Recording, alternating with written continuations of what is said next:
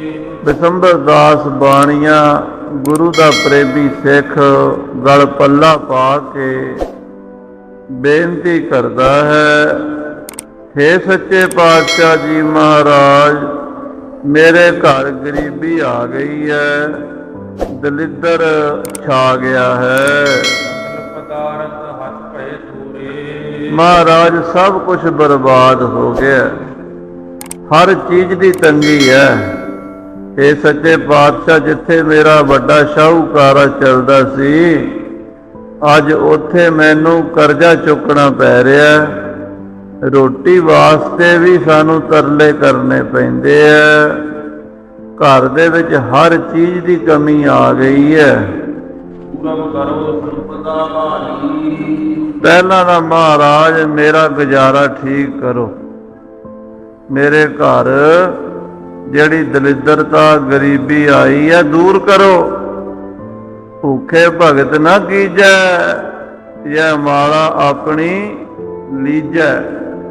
भगतां ने भी कहा भी भुखियां ते भगती कोई नहीं हुंदी। महाराज सारा कुछ चाहिदा, गोपाल तेरा आरता, दो जन तुमरी भगत करन ते तिनके काज सवारता। दाल सीधा मांगो घियो, हमरा खुशी करे नित जियो। पनिया छादन नीका, पनिया जुत्ती नूं कहंदे, जुत्ती वधिया चाहिदी पैरां 'च पाउण वास्ते। पनिया छादन नीका, अनाज मंगो सत सीका, कपड़ा वधिया चाहिदा। ते सत सीका कहते सत सियाड़, सत वाली हल वाह के जिहड़ा खेत चों अनाज कड्ढे वो चाहिए। गऊ भैंस मंगो लवेरी, दुध पीण नूं गां मझ भी चाहिए है। एक ताजन तुरी चंगेरी, आउण जाण वास्ते घोड़ी भी चंगी चाहिए। घर की गीहन चंगी, जन धन्ना लेवै। मंगी घर वाली भी चंगी चाहिए है, सेवा करने वाली, प्यार नाल आए गए नूं जी आया आखे, प्रशादा बना के छकावे, पति की सेवा करे। इहो जी घर वाली भी चाहिए है। ते भुखियां नाल भगती हुंदी कोई नहीं। महाराज आप कृपा करो सच्चे पातशाह, पहला साडी गरीबी दूर करो। महाराज पहला तां रजवा पदार्थ बख्शो। महाराज पहला तो मैनू जिहड़ी चीज की लोड़ है दिओ, फिर मैं वैराग की गल पुछांगा। पहला मैनू राग की गल समझाओ। आखो सतनाम। पहला मैनू दिओ चंगा कफा, फिर मैं पुछांगा भी ममता किवें दूर हुंदी है। पहला ना पदार्थ दिओ, रोटी भी दिओ, कपड़ा भी दिओ, ते मकान भी दिओ वधिया, कारोबार दिओ, बच्चों नूं किसी चीज़ की कमी ना होवे। ते फिर मैं तुहाडे कोलों महाराज पुछांगा भी मोह ममता खत्म किवें करनी है। ते जे पहला ही बंदे नूं भुख होवे, उहदी भुख ही नहीं दूर होई, वो वैराग की गल की सुनेगा। तो मैनू तो महाराज पहला तो दुनियावी बंदे आ, गृहस्थी बंदे आ। गृहस्थी बंदे नूं सारा कुछ चाहिए, किरपा करके बख्शो। बिसंबर दास की बेनती सुन के धन श्री गुरु गोबिंद सिंह जी कलगीधर पिता जी हस पे, मुस्कुरा पे।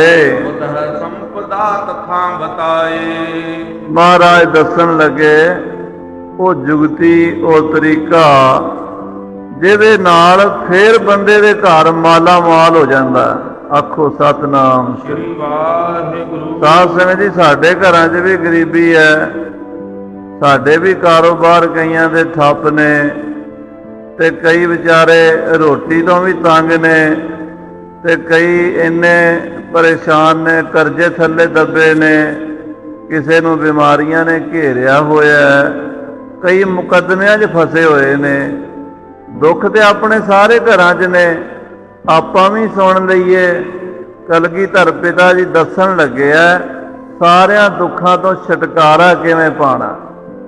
ਦਸਵੇਂ ਪਾਤਸ਼ਾਹ ਦੱਸ ਰਹੇ ਆ ਬਈ ਬਿਸੰਬਰ ਦਾਸ ਤੈਨੂੰ ਜੁਗਤੀ ਦੱਸਦੇ ਆ, ਤੇਰਾ ਦਲਿੱਦਰ, ਤੇਰੀ ਭੁੱਖ, ਤੇਰੀ ਗਰੀਬੀ ਕੱਟੀ ਜਾਏਗੀ। ਦਰਸ਼ਨ ਕਰ ਘਰ ਜੈ ਹੋ ਜਬਹੀ। ਮਹਾਰਾਜ ਕਹਿੰਦੇ ਜਦੋਂ ਸਾਡੇ ਦਰਸ਼ਨ ਕਰਕੇ ਹੁਣ ਤੂੰ ਵਾਪਸ ਆਪਣੇ ਉਜੈਨ ਸ਼ਹਿਰ 'ਚ ਜਾਏਗਾ, ਆਪਣੇ ਘਰ ਜਾਏਗਾ, ਕਰਹੁ ਕਰਾਹੋ ਪ੍ਰਸਾਦ ਤੋ ਤਬ ਹੂੰ। ਉੱਥੇ ਘਰ ਜਾ ਕੇ ਕੜਾਹ ਪ੍ਰਸ਼ਾਦ ਦੀ ਦੇਗ ਤਿਆਰ ਕਰੀ ਪੂਰੀ ਮਰਿਆਦਾ ਦੇ ਨਾਲ, ਪ੍ਰਸਾਦ ਵਸਤਰ ਕੋ ਦੀਜੈ। ਤੇ ਕੜਾਹ ਪ੍ਰਸ਼ਾਦ ਦੀ ਦੇਗ ਤਿਆਰ ਕਰਦਿਆਂ ਜਪਜੀ ਸਾਹਿਬ ਦਾ ਪਾਠ ਕਰੀ, ਪਵਿੱਤਰਤਾ ਨਾਲ ਭਾਂਡੇ ਮਾਂਜ ਕੇ ਇਸ਼ਨਾਨ ਕਰਕੇ ਬਸਤਰ ਸਾਫ ਸੁਥਰੇ ਪਹਿਨ ਕੇ ਕੜਾਹ ਪ੍ਰਸ਼ਾਦ ਦੀ ਦੇਗ ਦੇ ਉੱਤੇ ਕੱਪੜਾ ਜਿਹੜਾ ਉਹ ਸਾਫ ਧੋ ਕੇ ਸਵੱਛ ਕੱਪੜਾ ਦੇ ਕੇ ਉਹਨੂੰ ਕੱਜ ਦੇਈ, ਕਿਉਂਕਿ ਜਦੋਂ ਦੇਗ ਬਣਾਣੀ ਹੈ ਨਾ, ਦੇਗ ਬਣਾਉਣ ਵਾਲੇ ਦੇ ਮਨ 'ਚ ਵਾਸ਼ਨਾ ਨਹੀਂ ਆਉਣੀ ਚਾਹੀਦੀ ਵੀ ਮੈਂ ਖਾਣੀ ਹੈ।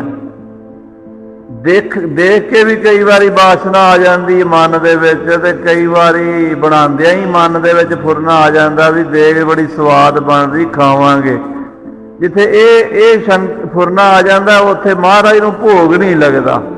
ਆਖੋ ਸਤਿਨਾਮ। ਮਹਾਰਾਜ ਨੂੰ ਭੋਗ ਉਸ ਦੇਗ ਦਾ ਲੱਗਦਾ ਜਿਹੜੀ ਦੇਗ ਪਵਿੱਤਰਤਾ ਨਾਲ ਬਣਾਈ ਜਾਵੇ, ਤੇ ਉਹਦੇ ਵਿੱਚ ਇਹ ਹੀ ਸੋਚਣਾ ਵੀ ਮਹਾਰਾਜ ਦੀਨ ਦੁਨੀਆ ਦੇ ਮਾਲਕ ਤੁਸੀਂ ਭੋਗ ਲਾਣਾ ਜੇ, ਮੇਰੇ ਕੋਲੋਂ ਕੋਈ ਗਲਤੀ ਨਾ ਹੋਵੇ, ਆਪ ਹੀ ਕਿਰਪਾ ਕਰ। ਫਿਰ ਕੜਾਹ ਪ੍ਰਸ਼ਾਦ ਨੂੰ ਢੱਕਣਾ ਕਿਉਂ ਹੈ ਕਿ ਇੱਕ ਤਾਂ ਕਿਸੇ ਦੀ ਨਜ਼ਰ ਨਾ ਪਵੇ, ਦੂਸਰਾ ਮੱਖੀ ਜਾਂ ਕੋਈ ਗੰਦੀ ਚੀਜ਼, ਮੱਛਰ ਵਗੈਰਾ ਕੜਾਹ ਪ੍ਰਸ਼ਾਦ ਦੀ ਦੇਗ ਦੇ ਉੱਤੇ ਨਾ ਬੈਠੇ, ਉੱਤੇ ਪਰਦਾ ਦੇ ਦੇਣਾ, ਢੱਕ ਦੇਣਾ ਹੈ। ਪਾਠ ਆਨੰਦ ਦੀਨ ਕਰ ਲੀਜੈ। ਮਹਾਰਾਜ ਕਹਿੰਦੇ ਜਪਜੀ ਸਾਹਿਬ ਦਾ ਪਾਠ ਕਰਨ ਤੋਂ ਬਾਅਦ 3 ਵਾਰੀ ਆਨੰਦ ਸਾਹਿਬ ਦਾ ਪਾਠ ਕਰਨਾ। ਇਹ ਮਰਿਆਦਾ ਪੁਰਾਤਨ ਸਿੱਖਾਂ ਵਿੱਚ ਸੀ। ਬਾਬਾ ਠਾਕਰ ਸਿੰਘ ਜੀ ਦਮਦਮੀ ਟਕਸਾਲ ਵਾਲੇ ਪੰਜੋਖਰਾ ਸਾਹਿਬ ਜਦੋਂ ਆਉਂਦੇ ਸੀ ਉਹ ਦੱਸਿਆ ਕਰਦੇ ਸੀ, ਉਹ ਕਹਿੰਦੇ ਹੁੰਦੇ ਸੀ ਵੀ 3 ਪਾਠ ਆਨੰਦ ਸਾਹਿਬ ਦੇ ਪੂਰਨ ਕਰਨੇ ਆ। ਦਾਸ ਨੇ ਵੀ ਇੱਕ ਵਾਰੀ ਅਰਦਾਸ ਕਰਾਈ ਤੇ ਕੜਾਹ ਪ੍ਰਸ਼ਾਦ ਦੀ ਦੇਗ ਬਣਾ ਕੇ ਮੈਨੂੰ ਕਹਿਣ ਲੱਗੇ ਵੀ ਗਿਆਨੀ ਸਿਆਂ 3 ਪਾਠ ਆਨੰਦ ਸਾਹਿਬ ਦੇ ਕੋਲ ਬਹਿ ਕੇ ਕਰ। 3 ਪਾਠ ਅਸੀਂ ਆਨੰਦ ਸਾਹਿਬ ਦੇ ਕੀਤੇ, ਫਿਰ 5 ਸਿੰਘਾਂ ਨੇ ਅਰਦਾਸ ਕੀਤੀ, ਕਾਰਜ ਰਾਸ ਹੋ ਗਿਆ। ਤੋ ਪਾਠ ਆਨੰਦ 3 ਕਰ ਲੀਜਾ। 3 ਪਾਠ ਆਨੰਦ ਸਾਹਿਬ ਪੂਰਾ, 40 ਪੌੜੀਆਂ ਆਨੰਦ ਸਾਹਿਬ ਦੀਆਂ 3 ਵਾਰੀ ਪੜ੍ਹਨੀਆਂ ਨੇ, ਭਾਵ 3 ਪਾਠ ਪੂਰੇ ਕਰਨੇ ਆਨੰਦ ਸਾਹਿਬ ਦੇ। ਪ੍ਰਥਮ ਪੜ੍ਹੋ ਜਪ ਬੈਠੋ ਪਾਸ। ਪਹਿਲਾਂ ਜਪਜੀ ਸਾਹਿਬ ਦਾ ਪਾਠ ਵੀ ਕਰਨਾ ਹੈ। ਪਹਿਲਾਂ ਕੋਲ ਬਹਿ ਕੇ ਕੜਾਹ ਪ੍ਰਸ਼ਾਦ ਜੀ ਦੀ ਦੇਗ ਦੇ ਜਪਜੀ ਸਾਹਿਬ ਦਾ ਪਾਠ ਕਰਨਾ, ਮਗਰੋਂ 3 ਪਾਠ ਆਨੰਦ ਸਾਹਿਬ ਦੇ ਕਰਨੇ। ਸਤਿਗੁਰ ਹਿਤ ਦੇਹੁ ਪੰਜ ਗਿਰਾਸ। ਅਰਦਾਸ ਕਰਕੇ 5 ਛਾਂਦੇ 5 ਸਿੰਘਾਂ ਦੇ 5 ਪਿਆਰਿਆਂ ਦੇ ਕੱਢਣੇ ਆ। ਉਹ ਗੁਰੂ ਦਾ ਰੂਪ ਸਮਝ ਕੇ ਗੁਰੂ ਵਾਸਤੇ 5 ਵਰਤਾਰੇ 5 ਵਾਰੀ ਬੁੱਕ ਭਰ ਕੇ ਪ੍ਰਸ਼ਾਦ ਮਹਾਰਾਜ ਦਾ 5 ਸਿੰਘਾਂ ਦਾ ਕੱਢਣਾ ਹੈ। ਹਾਂਜੀ, 5 ਸਿੱਖੋ ਪ੍ਰਭੂ ਅਜਾਵਨ। ਸਭ ਤੋਂ ਪਹਿਲਾਂ 5 ਪਿਆਰਿਆਂ ਨੂੰ ਛਕਾਣਾ ਹੈ ਕੜਾਹ ਪ੍ਰਸ਼ਾਦ, 5 ਸਿੰਘਾਂ ਨੂੰ ਛਕਾਣਾ ਹੈ। ਮਨ ਮਨ ਤੇ ਹੋਇਆ ਕੈ ਸਚ ਪਾਵਨ। ਔਰ ਇਹ ਸੇਵਾ ਜਿਹੜੀ ਕਰਨੀ ਹੈ ਨਾ, ਦੇਗ ਸਜਾਣ ਦੀ, ਦੇਗ ਵਰਤਾਨ ਦੀ, ਇਹ ਪਵਿੱਤਰ ਹੋ ਕੇ ਕਰਨੀ ਹੈ। ਇਸ਼ਨਾਨ ਕੇਸਾਂ ਸਮੇਤ ਕਰਨਾ ਹੈ, ਕੱਪੜੇ ਸਾਫ ਸੁਥਰੇ ਧੋਏ ਹੋਏ ਪਾਣੇ ਨੇ, ਮੂੰਹ ਤੇ ਕੱਪੜਾ ਬੰਨ੍ਹ ਲੈਣਾ ਦੇਗ ਬਣਾਉਣ ਵੇਲੇ, ਕਿ ਵੀ ਜਦੋਂ ਪਾਠ ਕਰਦਿਆਂ ਮੂੰਹ 'ਚ ਥੁੱਕਾਂ ਨਾ ਕਿਤੇ ਦੇਗ ਵਿੱਚ ਡਿੱਗ ਜਾਣ। ਮੂੰਹ ਤੇ ਕੱਪੜਾ ਰੱਖਣਾ, ਪਾਠ ਕਰਦਿਆਂ ਵੀ ਮੂੰਹ ਤੇ ਕੱਪੜਾ ਬਸਤਰ ਰੱਖਣਾ, ਵੀ ਮੂੰਹ ਦੇ ਵਿੱਚੋਂ ਕੋਈ ਹਵਾ ਜਿਹੜੀ ਸਵਾਸਾਂ ਦੀ ਹਵਾ ਵੀ ਨਾ ਦੇਗ ਨੂੰ ਲੱਗੇ। ਇੰਨੀ ਭਾਵਨਾ ਨਾਲ ਪਵਿੱਤਰਤਾ ਨਾਲ ਦੇਗ ਤਿਆਰ ਕਰਨੀ ਕੜਾਹ ਪ੍ਰਸ਼ਾਦ ਜੀ ਦੀ। ਅਰਦਾਸ ਭੇਦ ਜੋ ਜਾਣੈ। ਮਹਾਰਾਜ ਕਹਿੰਦੇ ਜਿਹੜੀ ਅਰਦਾਸ ਹੈ ਨਾ, ਇਹ 'ਚ ਬੜੀ ਸ਼ਕਤੀ ਹੈ, ਪਰ ਇਹਦੀ ਰਹਿਤ ਨਹੀਂ ਲੋਕਾਂ ਨੂੰ ਪਤਾ ਹੁੰਦੀ, ਮਰਿਆਦਾ ਨਹੀਂ ਪਤਾ ਹੁੰਦੀ। ਜਿਹੜਾ ਰਹਿਤ ਦੇ ਨਾਲ ਅਰਦਾਸ ਕਰਦਾ, ਤਿਆਰ ਬਰ ਤਿਆਰ ਹੋ ਕੇ ਮਰਿਆਦਾ ਅਨੁਸਾਰ ਅਰਦਾਸ ਕਰਦਾ, ਉਹਦਾ ਕਾਰਜ ਨਹੀਂ ਅੜਦਾ, ਉਹ ਬਿਰਥੀ ਨਹੀਂ ਜਾਂਦੀ ਅਰਦਾਸ। ਜਿਹੜੀ ਰਹਿਤ ਮਰਿਆਦਾ ਨੂੰ ਮੁੱਖ ਰੱਖ ਕੇ ਗੁਰੂ ਦੇ ਭੈ ਵਿੱਚ ਕੀਤੀ ਜਾਵੇ। ਜਾ ਕਰ ਹੈ ਤਬ ਮੰਤਰ ਮਹਾਨੈ। ਕਹਿੰਦੇ ਜਿਹੜਾ ਗੁਰੂ ਦਾ ਸਿੱਖ ਜਪਜੀ ਸਾਹਿਬ ਆਨੰਦ ਸਾਹਿਬ ਪੜ੍ਹ ਕੇ ਪੂਰੀ ਮਰਿਆਦਾ ਨਾਲ ਕੜਾਹ ਪ੍ਰਸ਼ਾਦ ਦੀ ਦੇਗ ਤਿਆਰ ਕਰਕੇ ਭੋਗ ਲਵਾਵੇ, ਉਹ ਅਰਦਾਸ ਕਰੇ, ਉਹਦੇ ਉੱਤੇ ਕਿਸੇ ਦਾ ਜਾਦੂ ਟੂਣਾ ਧਾਗਾ ਤਵੀਤ ਮੰਤਰ ਜੰਤਰ ਕਾਲਾ ਇਲਮ ਭੂਤ ਪ੍ਰੇਤ ਜਿੰਨ ਦਾ ਕੋਈ ਵਾਰ ਨਹੀਂ ਚੱਲਦਾ। ਆਖੋ ਸਤਨਾਮ ਸ੍ਰੀ ਵਾਹਿਗੁਰੂ। ਅੱਜ ਇਹ ਬੜਾ ਰੌਲਾ ਹੈ। ਦੇਖੋ ਜੀ, ਸਾਡੇ ਘਰ ਕਿਸੇ ਨੇ ਕੁਝ ਕੀਤਾ ਕਰਾਇਆ, ਕੁਝ ਤਾਂ ਮਨ ਦੇ ਵਿੱਚ ਮਾੜਾ ਜਿਹਾ ਖਿਆਲ ਆਉਂਦਾ, ਕੁਝ ਆਂਢਣਾ ਗੁਆਂਢਣਾ ਬੀਬੀਆਂ ਚੁੱਕ ਦਿੰਦੀਆਂ ਨੇ, ਕੁਝ ਜਾ ਕੇ ਬਾਬਿਆਂ ਕੋਲ ਉਹ ਫਿਰ ਉਹਨੂੰ ਹੋਰ 10 ਗੁਣਾ ਵਧਾ ਦਿੰਦੇ ਨੇ ਵੀ ਤੁਹਾਡੇ ਘਰ ਤੇ ਬੜਾ ਕਸ਼ਟ ਹੈ, ਇੰਨੇ 1000 ਰੁਪਈਆ ਲੱਗੇਗਾ, ਮੰਤਰ ਪੜਾਂਗੇ ਫਿਰ ਤੁਹਾਡਾ ਕੰਮ ਠੀਕ ਹੋਏਗਾ। ਤੇ ਮਹਾਰਾਜ ਗੁਰੂ ਕਲਗੀਧਰ ਜੀ ਕਹਿੰਦੇ ਜਿੱਥੇ ਜਪਜੀ ਸਾਹਿਬ ਪੜਿਆ ਗਿਆ ਔਰ ਜਿੱਥੇ ਆਨੰਦ ਸਾਹਿਬ ਦੇ 3 ਪਾਠ ਹੋ ਗਏ, ਉੱਥੇ ਮੰਤਰ ਕੀ ਕਰੇਗਾ? ਕਿਆ ਕਰ ਹੈ ਤਬ ਮੰਤਰ ਮਹਾਨ ਹੈ। ਵੱਡਾ ਮੰਤਰ ਜਪਜੀ ਸਾਹਿਬ ਹੈ। ਦੁਨੀਆ 'ਚ ਜਪਜੀ ਸਾਹਿਬ ਦੇ ਬਰਾਬਰ ਕੋਈ ਮੰਤਰ ਨਹੀਂ, ਇਹਨੂੰ ਮਹਾ ਮੰਤਰ ਕਿਹਾ ਗਿਆ ਜਪਜੀ ਸਾਹਿਬ ਨੂੰ। ਇਹ ਜਪ ਮੰਤਰ ਮਹਾ ਮੰਤਰ ਸ੍ਰੀ ਜਪਜੀ ਸਾਹਿਬ ਜਿਹੜਾ ਗੁਰੂ ਕਾ ਸਿੱਖ ਪੜੇਗਾ, ਉਹਦੇ ਨੇੜੇ ਕੋਈ ਮਾੜੀ ਚੀਜ਼ ਆ ਹੀ ਨਹੀਂ ਸਕਦੀ। ਮਹਾਰਾਜ ਕਹਿੰਦੇ ਉਹਦੇ ਤੇ ਕੋਈ ਮਾੜਾ ਅਸਰ ਨਹੀਂ ਹੋ ਸਕਦਾ। ਕੜਾਹ ਪ੍ਰਸ਼ਾਦ ਦੀ ਦੇਗ ਬਣਾਵੇ, ਜਪਜੀ ਸਾਹਿਬ ਦਾ ਪਾਠ ਕਰੇ, ਆਨੰਦ ਸਾਹਿਬ ਦੇ 3 ਪਾਠ ਕਰਕੇ ਅਰਦਾਸਾਂ 5 ਸਿੱਖਾਂ ਤੋਂ ਕਰਾਵੇ। ਅਰਦਾਸ ਦੀ ਮਹਿਮਾ ਜਿਹੜੀ ਹੈ ਗੁਰੂ ਕਲਗੀਧਰ ਜੀ ਦੱਸ ਰਹੇ ਆ। ਕਹਿੰਦੇ ਜਿਹੜਾ ਸਿੰਘ ਅਰਦਾਸ ਦੀ ਮਰਿਆਦਾ ਅਨੁਸਾਰ 5 ਸਿੰਘਾਂ ਤੋਂ ਅਰਦਾਸਾਂ ਕਰਾਵੇ, ਉਹਦੇ ਨੇੜੇ ਕੋਈ ਵਿਘਨ ਕਿਸੇ ਤਰ੍ਹਾਂ ਦਾ ਵੀ ਨਹੀਂ ਆ ਸਕਦਾ। ਦੋਹਰਾ ਰਹਿਤ ਅਦਾਲਤ ਕੇ ਜਾਨੀਐ ਕਿਆ ਕਰ ਹੈ ਤਬ ਮੰਤ। ਕਲਗੀਧਰ ਪਾਤਸ਼ਾਹ ਕਹਿੰਦੇ ਜੇ ਅਰਦਾਸ ਦੀ ਰਹਿਤ ਨੂੰ, ਅਰਦਾਸ ਦੀ ਮਰਿਆਦਾ ਨੂੰ ਜਾਣ ਲਈਏ ਤਾਂ ਫਿਰ ਕੋਈ ਮੰਤਰ ਜੰਤਰ ਟੂਣਾ ਟਾਮਣ ਧਾਗਾ ਤਵੀਤ ਭੂਤ ਪ੍ਰੇਤ ਜਿੰਨ ਬੈਤਾਲ ਪਿਸ਼ਾਚ ਕੋਈ ਕਿਸੇ ਤਰ੍ਹਾਂ ਦੀ ਭੈੜੀ ਰੂਹ ਬਦ ਰੂਹ ਉਹਨੂੰ ਤੰਗ ਨਹੀਂ ਕਰ ਸਕਦਾ। ਇਹ ਪੱਕੀ ਗੱਲ, ਇਹ ਗਰੰਟੀ ਦੇ ਰਹੇ 10ਵੇਂ ਪਾਤਸ਼ਾਹ। ਪਰ ਜੇ ਸਾਧ ਸੰਗਤ ਦੀ ਅਰਦਾਸ ਦੀ ਆਪਾਂ ਮਰਿਆਦਾ ਨੂੰ ਸਮਝਿਆ ਨਹੀਂ, ਫਿਰ ਤਾਂ ਇਹਨਾਂ ਚੱਕਰਾਂ 'ਚ ਫਸੇ ਰਹਿਣਾ।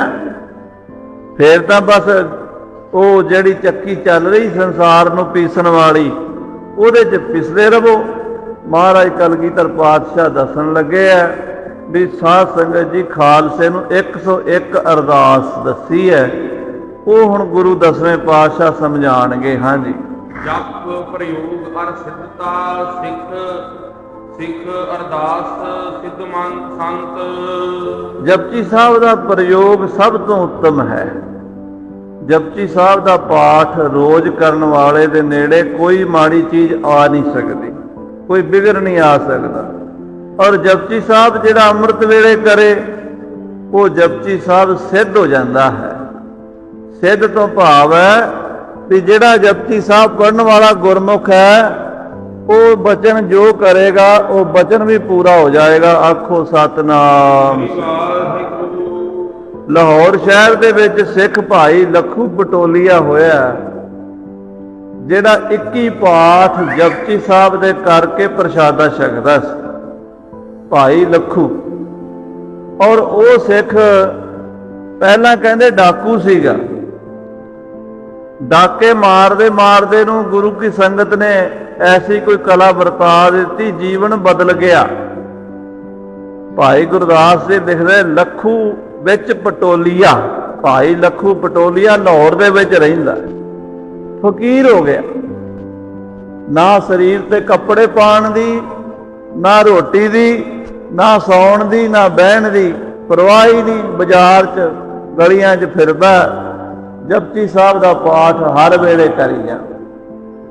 ਜੇ ਕੋਈ ਬੀਬੀ ਭੈਣ ਕਹਿੰਦੀ ਬਾਬਾ ਜੀ ਪ੍ਰਸ਼ਾਦਾ ਛਕੋ, ਕਹਿੰਦਾ ਭੈਣ ਜਪਜੀ ਸਾਹਿਬ ਜ਼ਬਾਨੀ ਯਾਦ ਹੈ ਤੈਨੂੰ? ਜੇ ਉਹ ਕਹਿੰਦੀ ਹਾਂ ਬਾਬਾ ਜੀ ਜਪਜੀ ਸਾਹਿਬ ਯਾਦ ਹੈ, ਬੀਬੀ ਫਿਰ ਪਾਠ ਸੁਣਾ। ਬੀਬੀ ਘਰ ਦੇ ਅੰਦਰ ਹੈ, ਲੱਖੂ ਗਲੀ 'ਚ ਖਲੋਤਾ ਪਾਠ ਸੁਣਦਾ।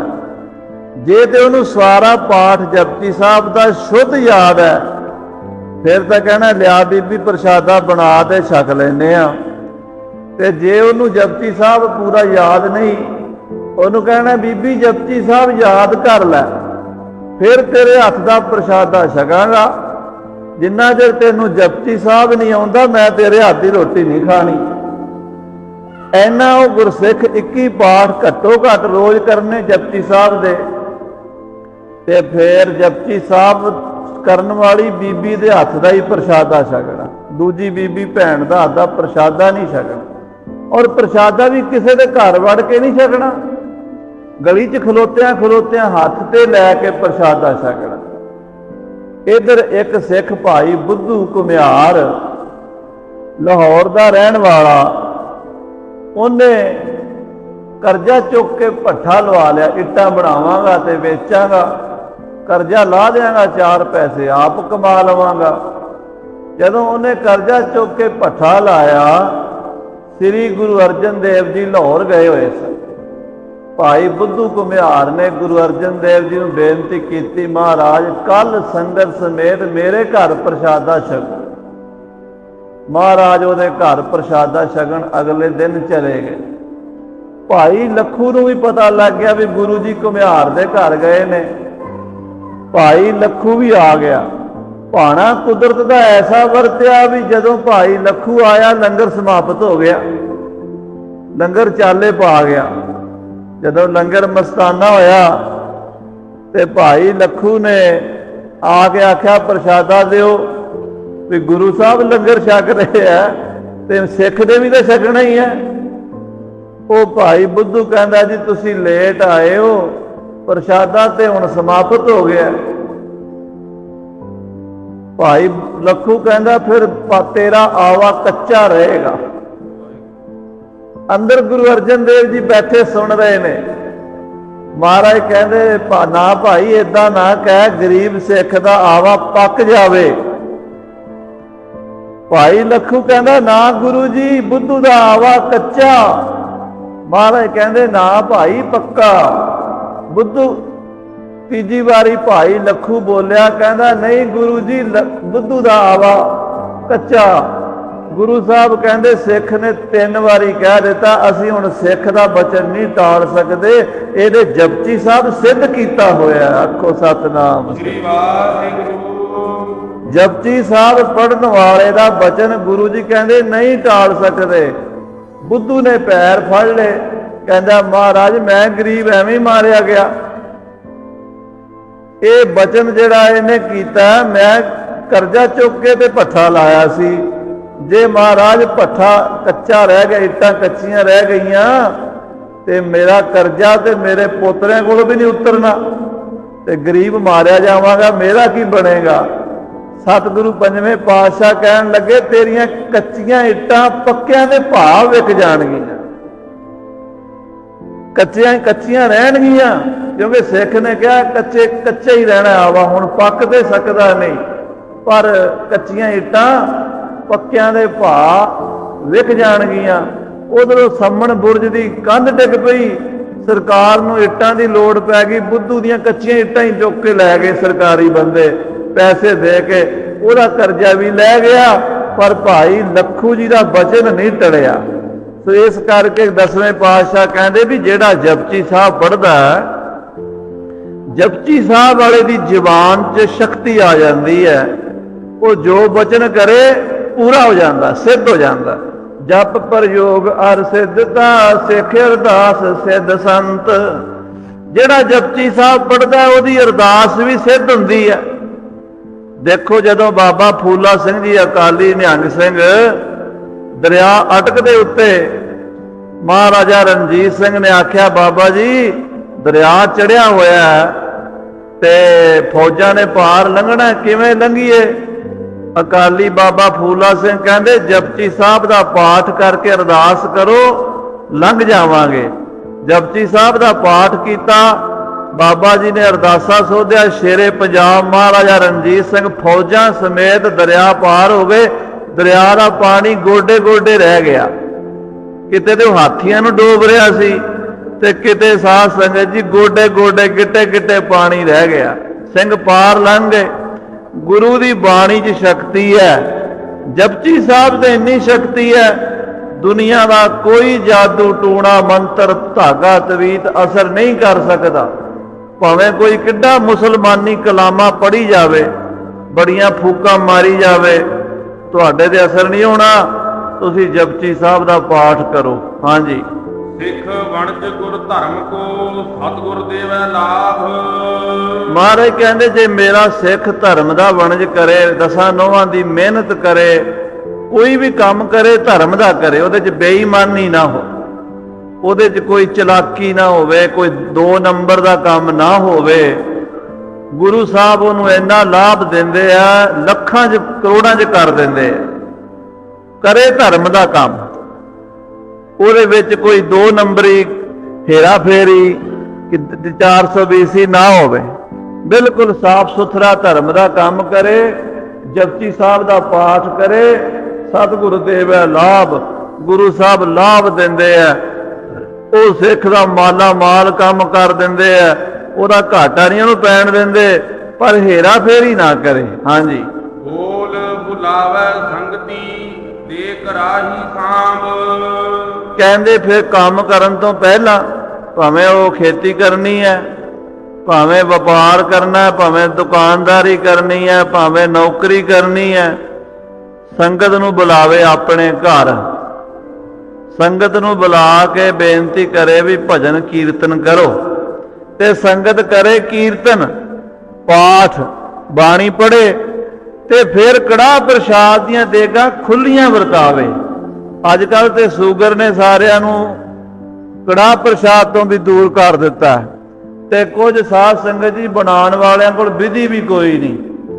ਪੁਰਾਤਨ ਸਮੇਂ ਕੜਾਹ ਪ੍ਰਸ਼ਾਦ ਜਿਹੜੇ ਸਿੰਘ ਬਣਾਉਂਦੇ ਸੀ, ਜੀ ਕਰਦਾ ਸੀ ਵੀ ਇੱਕ ਛਕੀ ਜਾਈਏ, ਕਈ ਤੇ ਏਦਾਂ ਕੜਾਹ ਪ੍ਰਸ਼ਾਦ ਛਕ ਕੇ ਥੱਲੇ ਹੱਥ ਮਾਰ ਕੇ ਹੱਥ ਸਾਫ਼ ਕਰਕੇ ਦੁਬਾਰਾ ਕਰ ਦਿੰਦੇ ਸੀ ਵੀ ਮੈਂ ਤੇ ਅਜੇ ਲਿਆ ਹੀ ਕੋਈ ਨਹੀਂ।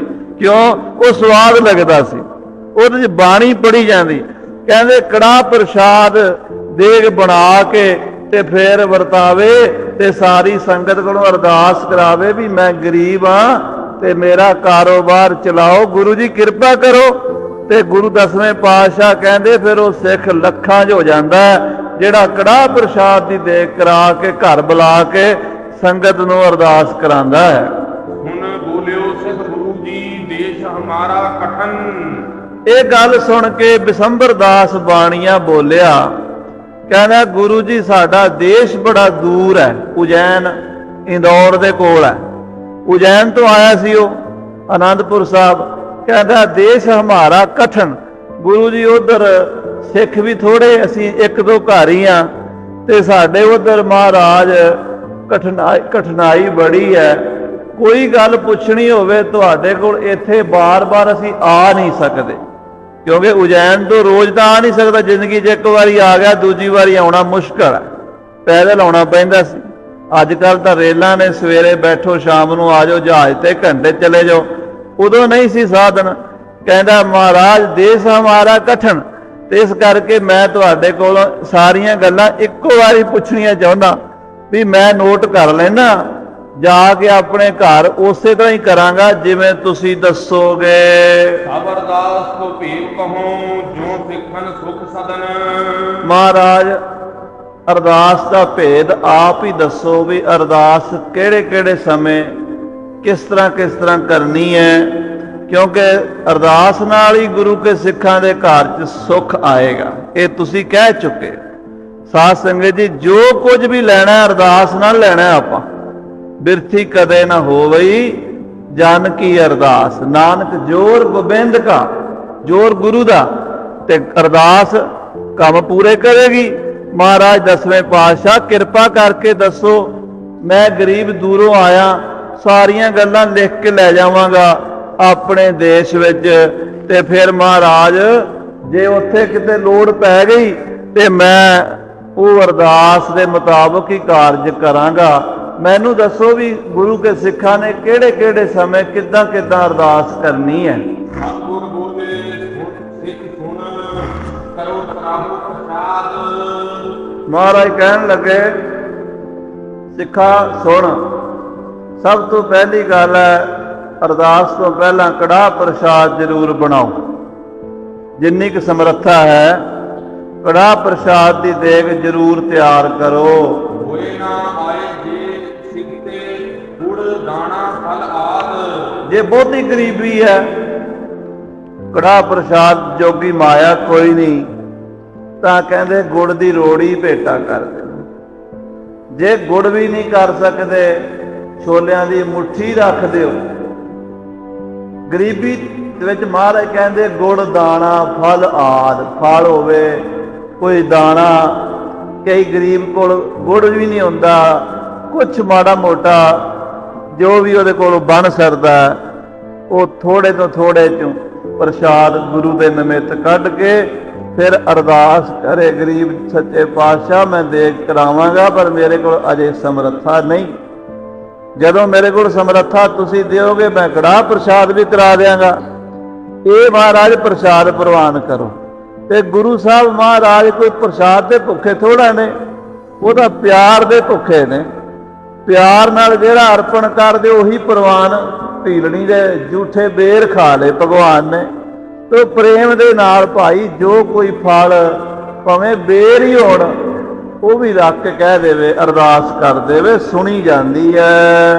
ਸੁੱਚ ਪਵਿੱਤਰ ਸਭ ਦਿਵਸ ਮੈਂ ਸੰਤ ਸਾਧ ਮੁਖ ਜਾਪ। ਜੇ ਕਾਰਜ ਬਹੁਤਾ ਹੀ ਅੜਿਆ ਹੋਵੇ, ਕੋਈ ਵੱਡੀ ਮੁਸੀਬਤ ਆਈ ਹੋਵੇ, ਕੋਈ ਬਿਮਾਰੀ ਹੋਵੇ, ਕੋਈ ਮੁਕੱਦਮਾ ਹੋਵੇ, ਕੋਈ ਘਾਟਾ ਨਜ਼ਰ ਆਉਂਦਾ ਹੋਵੇ ਵੀ ਜ਼ਿੰਦਗੀ 'ਚ ਮੇਰੀ ਤੇ ਬੜਾ ਵੱਡਾ ਪਲਟਾ ਵੱਜ ਜਾਣਾ, ਜੇ ਆਹ ਕੰਮ ਹੋ ਗਿਆ ਤਾਂ। ਕਈ ਵਾਰੀ ਬੱਚਾ ਬਿਮਾਰ ਹੋ ਜਾਂਦਾ, ਕੋਈ ਬਿਮਾਰੀ ਸਰੀਰ ਆਪਣੇ ਨੂੰ ਲੱਗ ਜਾਂਦੀ, ਕੋਈ ਘਾਟਾ ਵਪਾਰ 'ਚ ਪੈਣ ਲੱਗ ਜਾਂਦਾ, ਕੋਈ ਮੁਕੱਦਮਾ ਚੱਲ ਜਾਂਦਾ। ਕਹਿੰਦੇ ਉਹਦੇ ਵਿੱਚ ਕੀ ਕਰੇ? ਉਹਦੇ ਵਿੱਚ ਸੰਤਾਂ ਮਹਾਂਪੁਰਸ਼ਾਂ ਨੂੰ ਘਰ ਬੁਲਾਵੇ, ਨਾਮ ਜਪਣ ਵਾਲਾ। ਸੰਤਾਂ ਤੋਂ ਭਾਵ ਹੈ ਬਾਣੀ ਪੜ੍ਹਨ ਵਾਲੇ ਭਜਨੀਕ ਪੁਰਸ਼ਾਂ ਨੂੰ ਬੁਲਾਵੇ, ਇਸ਼ਨਾਨ ਪਾਣੀ ਕਰਾ ਕੇ ਜਿੰਨੀ ਸਾਫ ਸਫਾਈ ਹੋ ਸਕਦੀ ਹੈ ਇੱਕ ਜਗ੍ਹਾ ਉਹਨਾਂ ਨੂੰ ਸਾਫ਼ ਕਰਕੇ ਦਵੇ ਵੀ ਸੰਤ ਜੀ ਇੱਥੇ ਬੈਠ ਜਾਓ ਤੇ ਮੇਰੇ ਵਾਸਤੇ ਬਾਣੀ ਪੜ੍ਹ ਕੇ ਅਰਦਾਸ ਕਰੋ। ਜਾਪ ਕਰਾਵੇ। ਕਹਿੰਦੇ ਸੁੱਚ ਪਵਿੱਤਰ ਸਭ ਦਿਵਸ ਮੈਂ ਸੰਤ ਸਾਧ ਮੁਖ ਜਾਪ।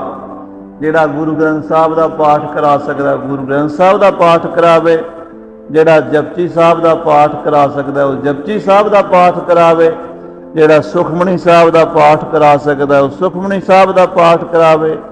ਜੇ ਕੋਈ ਬਹੁਤਾ ਹੀ ਜਿਵੇਂ ਅੱਜ ਕੱਲ੍ਹ ਜਾਦੂ ਟੂਣੇ ਮੰਤਰ ਭੂਤ ਪ੍ਰੇਤ ਵਾਲੇ ਚੱਕਰ ਨੇ, ਤਾਂ ਚੰਡੀ ਦੀ ਵਾਰ ਦਾ ਪਾਠ ਕਰਾਵੇ। ਉਹ ਦੇਵੀ ਸ਼ਕਤੀਆਂ ਜਿਹੜੀਆਂ ਨੇ ਉਹਨਾਂ ਨੂੰ ਰੋਕ ਦੇਣਗੀਆਂ।